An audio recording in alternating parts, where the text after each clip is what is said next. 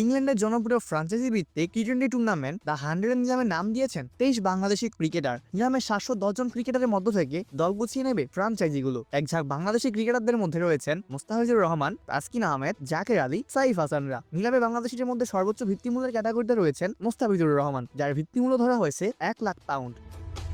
কিছুদিন আগে বিগ বাস খেলা রিশাদ হোসেন আছেন পরের ক্যাটাগরিতে। এই লেগ স্পিনারের ভিত্তিমূল্য ধরা হয়েছে 75,000 পাউন্ড। এরপর 50,000 পাউন্ডের ক্যাটাগরিতে জায়গা হয়নি কোনো বাংলাদেশির। 31,000 পাউন্ডের ক্যাটাগরিতে রয়েছেন এক ঝাঁক বাংলাদেশি তারকা। তাদের মধ্যে আছেন নাসুম আহমেদ, তাসকিন আহমেদ, জাকের আলী অনিক, বর্তমান টি-20 দলের অধিনায়ক লিটন দাস, মেহেদী হাসান মিরাজ, শেখ মাহেদী হাসান, সাইফ হাসান, তানজিদ হাসান তামিম, তানজিম হাসান সাকিব, তাওহিদ হৃদয়, শামীম হোসেন পাটোয়ারি, পারভেজ হোসেন ইমন, নাজমুল হোসেন শান্ত, শরীফুল ইসলাম, তাইজুল ইসলাম, হাসান মাহমুদ, রিপন মন্ডল, নাহিদ জানা, মোহাম্মদ নাইম শেখ, সাব্বির রহমান রহমান, সৌম্য সরকার। আগামী 12ই মার্চ দ্য 100 নিলাম অনুষ্ঠিত হবে। খেলা শুরু হবে আগামী 21শে জুলাই, যা চলবে 16ই আগস্ট পর্যন্ত। ইংল্যান্ডের এই ফ্রাঞ্চাইজি লিগে এর আগে কখনো কোনো বাংলাদেশি ক্রিকেটারের সুযোগ হয়নি। অপূর্ব দাস, প্লেভাস নিউজ।